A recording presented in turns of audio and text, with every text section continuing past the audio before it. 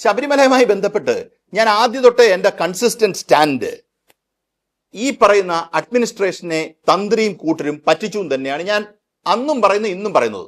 കാര്യം ഈ നോക്കൂ, പല ആൾക്കാർ സംസാരിക്കും, ശബരിമലയെക്കുറിച്ച് നന്നായി അറിയാവുന്ന ആൾക്കാർ ആദ്യം തൊട്ടേ പറയുന്ന ഒരു കാര്യം, അവിടുത്തെ സന്നിധാനവുമായി ബന്ധപ്പെട്ട എല്ലാ കാര്യങ്ങളും അഡ്മിനിസ്ട്രേറ്റീവ് റെസ്പോൺസിബിലിറ്റി ഈ പറയുന്ന ബോർഡിൽ വെസ്റ്റ് ചെയ്തിരിക്കുന്നെങ്കിൽ പോലും കാര്യങ്ങൾ തീരുമാനിക്കുന്നത് തന്ത്രിയാണ് എന്നൊരു കാര്യം അവിടെ ആദ്യം തൊട്ടേ അവിടുത്തെ കുറിച്ച് അറിയാവുന്ന, ഇപ്പൊ പറയുന്ന ഒരു ശില്പി എന്ന് പറയുന്ന ഒരാളുണ്ട്, ഇപ്പൊ ഒരു വിജിലൻസ് ഓഫീസർ സംസാരിക്കുന്നുണ്ട്, ഇവരൊക്കെ ആദ്യം തൊട്ടേ പറയുന്നതാണ്.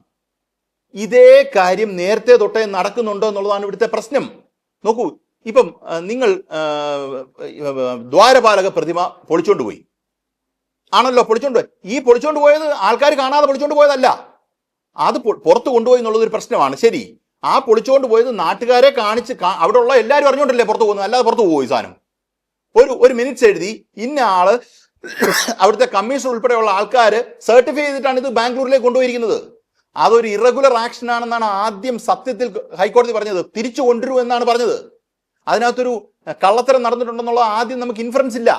അപ്പൊ ഈ കൊണ്ടുപോയിരിക്കുന്ന സാധനം കള്ളമാണ്, പിന്നെ കള്ളം നടന്നു എന്നുള്ളത് നമ്മുടെ കണ്ടത്തിൽ പിന്നെ വരികയാണ്. ഇയാള് സ്വർണം ഇതിനകത്തുനിന്ന് മോഷ്ടിച്ചിട്ടുണ്ട്. ഞാൻ ഒറ്റ കാര്യം ചോദിക്കുക, ഈ മോഷ്ടിക്കാൻ ഇവരെല്ലാം ചേർന്ന് മോഷ്ടിച്ച മുതലാണെങ്കിൽ ഇത് ഇയാളെ കൊണ്ട് ഈ ലോകത്ത് മൊത്തം കൊണ്ടു നടക്കാനായിട്ട് ആരെങ്കിലും സമ്മതിക്കൂ? കള്ളത്തരം കാണിക്കുന്ന ആൾക്കാരാണെങ്കിൽ. ഞാനിപ്പോൾ പറഞ്ഞില്ലേ, വാജിവാഹനത്തിന്റെ കാര്യത്തിൽ ഇത് എടുത്തു കൊടുത്തു, ഈ തന്ത്രി പറയുന്നത് എടുത്ത് കൊടുത്തു എന്ന് മാത്രമേ ഞാൻ വിചാരിക്കുന്നുള്ളൂ. അല്ലാതെ ഈ വാജിവാഹനം വിറ്റ് അജയ് തറയിൽ കാശ് മേടിച്ചു ഞാൻ വിചാരിക്കുന്നില്ല. പക്ഷെ പ്രശ്നം നിങ്ങളോട് നമ്മൾ പറയുന്നത്, ഈ പറയുന്ന വിഷയത്തിൽ ദേവസ്വം ബോർഡിന് റെസ്പോൺസിബിലിറ്റി ഉണ്ടെങ്കിൽ എന്താണ് അവിടെ റെസ്പോൺസിബിലിറ്റി? ഒമിഷനാണ്. നിങ്ങൾ ചെയ്യേണ്ട statutory obligation, statutory duty Devaswom ബോർഡിന്റെ ആൾക്കാർ ചെയ്തിട്ടില്ല. അതുകൊണ്ടാണ് ഈ പറയുന്ന ദേവസ്വം ബോർഡിലെ ആൾക്കാരെല്ലാം പോയി കിടക്കുന്നത്. നോക്കൂ, പത്മകുമാറിന്റെ വീട്ടിൽ നിന്ന് സ്വർണം ലഭിച്ചിട്ടില്ല, ഈ ദേവസ്വം ബോർഡ് മെമ്പർമാരുടെ വീട്ടിൽ നിന്ന്, ആരുടെ വീട്ടിൽ നിന്നും സ്വർണം ലഭിച്ചിട്ടില്ല. അവർ പൈസ ഉണ്ടാക്കിയെന്ന് ആരും പറഞ്ഞിട്ടില്ല. അഴിമതിക്ക് ഡയറക്റ്റായിട്ട് അവരിലേക്ക് ലിങ്ക് ചെയ്യുന്ന ഒരു എവിഡൻസും നമ്മുടെ മുന്നിലില്ല. പക്ഷെ സംഭവിച്ചെന്താ, ഈ സാധനം പുറത്തു കൊണ്ടുപോകുന്നതുമായി ബന്ധപ്പെട്ട് അവർ പുലർത്തേണ്ട ജാഗ്രത പുലർത്തിയില്ല. ഇത് പോയി കഴിഞ്ഞപ്പം ഈ സ്റ്റാറ്റ്യൂട്ടറി റെസ്പോൺസിബിലിറ്റി ഇവർക്ക് ചെയ്യാത്ത പക്ഷം, അവരൊരു ഒമിഷൻ വന്ന പക്ഷം നമ്മൾ IPC വരുന്ന ഒമിഷനും ഒരു ഒഫൻസ് ആയിട്ടാണ് എടുക്കുന്നത്. അതിന് മെൻസറിയ ഉണ്ടോ എന്നുള്ളത് രണ്ടാമത്തെ വിഷയം, അതിലേക്ക് നമുക്ക് വരാം.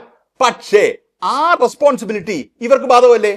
ഉറപ്പായിട്ട് ഇവർക്ക് ബാധകമാണ്. ഓരോ സാധനങ്ങളും പുറകോട്ട് പോയി എന്തെല്ലാം കൊണ്ടുപോയിട്ടുണ്ടെന്ന് നമുക്ക് എങ്ങനെ അറിയാൻ പറ്റുന്നേ?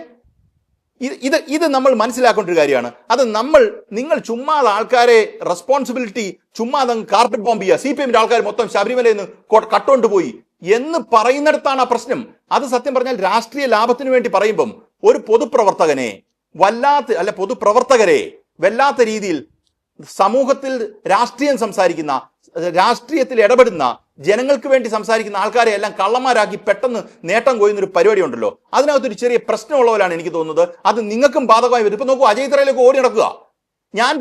ഞാൻ ആദ്യ ദിവസം സോണിയാഗാന്ധിയുടെ കാര്യത്തിൽ പറഞ്ഞെന്താ, സോണിയാഗാന്ധി ഇവിടുത്തെ സ്വർണം കട്ടുകൊണ്ട് പോയി അവർക്ക് കാശ് മേടിച്ചു എന്ന് ഞാൻ പറഞ്ഞില്ല. പക്ഷെ കുഴപ്പം, സോണിയാഗാന്ധി ഈ കള്ളനായ ഇയാൾക്ക് അപ്പോയിന്റ്മെന്റ് കൊടുക്കുന്നത് എങ്ങനെ, അത് സോണിയാഗാന്ധി വിശദീകരിക്കേണ്ടതായിട്ടുണ്ട്. അത് സോണിയാഗാന്ധിയുടെ കാര്യമെല്ലാം ചീറ്റിപ്പോയെന്ന് പറഞ്ഞാൽ ഒക്കത്തില്ല. സോണിയാഗാന്ധി വ്യക്തമായി വിശദീകരിക്കണം. സോണിയാഗാന്ധിയുടെ അപ്പോയിന്റ്മെന്റ് എന്തായാലും KC വേണുഗോപാലിന് കൊടുക്കാൻ പറ്റത്തില്ലല്ലോ. സോണിയാഗാന്ധിയുടെ അപ്പോയിന്റ്മെന്റ് എന്തായാലും KPCC പ്രസിഡന്റും കൊടുക്കാൻ പറ്റത്തില്ല, അടൂർ പ്രകാശും കൊടുക്കാൻ പറ്റത്തില്ല. എനിക്ക് 100% ഉറപ്പാ, നേരത്തെ പറഞ്ഞ പോലെ അടൂർ പ്രകാശിനെ അവിടെ കയറ്റത്തുമില്ല.